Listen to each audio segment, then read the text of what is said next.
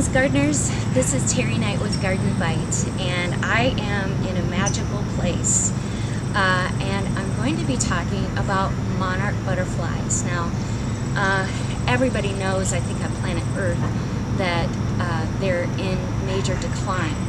These beautiful creatures that fly from Mexico to Minnesota, well, Canada too, but we're in Minnesota, so we're going to go with that. They fly every year back and forth, years and years, over time.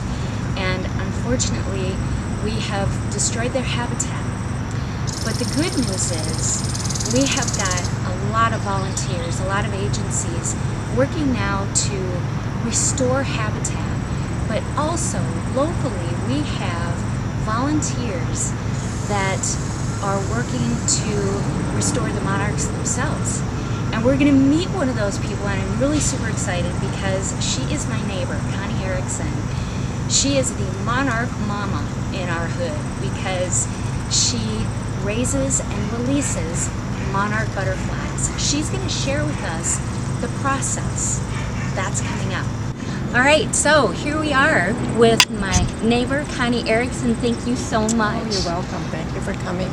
This is so cool. So Connie was just showing Gracie and I about how she inspects her milkweed plants multiple times a day to find the babies, and then what happens. So there is a tiny little egg right there. Now let's go and find out the rest of the process. Okay.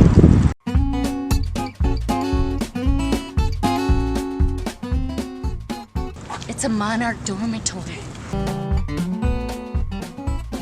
So when I find the caterpillars, they're usually very small. Like they hatched. This one probably hatched this morning. So I'll just take them and place the whole leaf right in this 20-gallon aquarium. And right now there are about 18, now 19 caterpillars of different sizes in here. And it takes about 18 days in the caterpillar stage. So we have all different sizes in here. You can see now those are a little bit bigger. Oh yeah. And here we have 2 on one leaf, 2 different sizes. Oh my goodness. A guy bear. Here's another one. So they're all over in here, and here's a bigger one. Wow. And I don't really record, I don't write anything down, I just go by size. I kind of know when they're at the size where they're going to turn into a chrysalis. Well, how many years have you been doing this now? This is only the 2nd year that I've been collecting the caterpillars. I've been growing milkweed for quite a few years, but I just started bringing them in a couple of years ago. Okay. So then from the caterpillar stage, at what point do you put them start putting them in the jars? Well, I put this guy in here yesterday because he's pretty he's a big. good sized guy. So I know just by looking at him that within a day or 2 he's going to be turning into a chrysalis. So first he'll hang, and usually in the jars they hang from this rim on the inside. Once in a while I get a stubborn one that hangs from the cheese cloth. But that's okay. I mean, if I want to move him, I can gently move the cheese cloth. Oh, you can? Oh, okay. So these must be spent. Yep, those are monarchs that have already emerged from the chrysalis, and I've released them. Okay. So he's going to be turning into a chrysalis soon. This one, we can see we have another chrysalis here.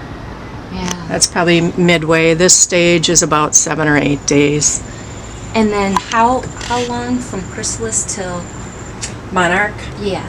About 7 or 8 days. Oh, so that guy is getting ready.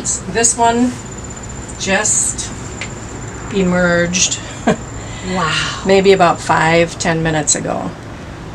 When they first come out, their wings are just really small, and then they kind of slowly fill with fluid and dry. They get a little... I wanted to see if it was a male or a female, but he's not she's not How do going you to tell? open her wings. There are 2 small black dots on the wings of the male, Okay. and the female doesn't have those dots, but maybe if this one opens its wings soon we'll be able to see. What made you decide to do this? I just seeing all of the information out there on how I always have planted zinnia and tithonia for them to feed on. Mm-hmm. And then maybe about 8 years ago, I started seeing so much information on how they were being endangered Yes. because everybody was spraying or cutting down their milkweed. So I planted milkweed seeds. Yeah. And then just a couple of years ago, I started bringing them in, just to kind of increase their chances of survival. And how much time does it take you each day? Well, what I do, I work. So in the morning, usually in my pajamas, I'll go out and look at some of the milkweed, and then I come home for lunch, I'll go out and look.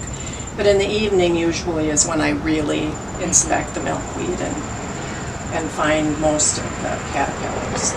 It's so cool that you do this.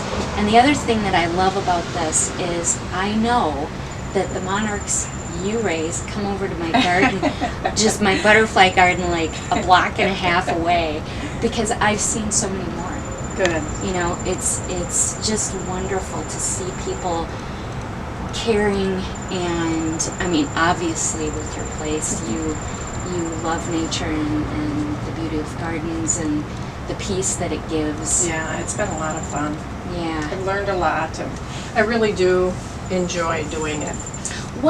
Do you know what it is about the milkweed plant specifically that they're... I don't know, but I do know that it's the only plant that the monarch will lay eggs on and that the caterpillars will eat as they grow. So it's pretty important to leave some milkweed. So there are 4 generations of monarchs, and the first 3 generations only have a lifespan of 2 to 6 weeks. And their purpose really is just to lay eggs, and then the 4th generation lives 6 to 8 months, and that's the generation that flies all the way back to Mexico to hibernate for the winter. And then in March they wake up, come out of hibernation, and then they start flying north again, and the whole cycle continues. So I'll start tagging in September. All right, so we didn't finish because that's how we roll at Garden Bite. But we are also going to talk with Connie. She is starting to tag these little creatures.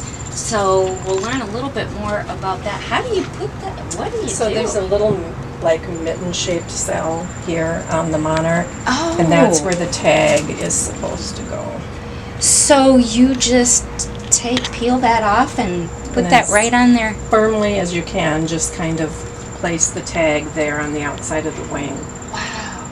And How delicate are they? I mean, to do that. I haven't Is it done it kind of yet. freaky? Oh, you haven't? Oh my goodness. So, Okay. yeah, so this will be a new experience for me. And then the idea is this group Monarch Watch. I have to record the date Okay. and whether it was a male or a female and wild or reared monarch. Place the tag, and then if the Monarch Watch group finds a monarch in Mexico with one of my tags on it, Yeah. they'll email me or let me know that one of my monarchs made it to the hibernating grounds in Mexico. Oh, how cool So, is yeah, that? I'm looking forward to that. I'm hoping That'll be some of them make it. Yeah, us too.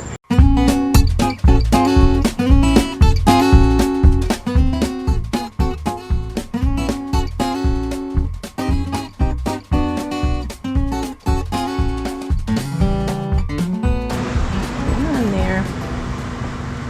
There. A little wobbly. Looks to me like it's a female. It's a girl. Wow. All right, so we kind of ran long, so we are going to take a look at part 2. That's up next.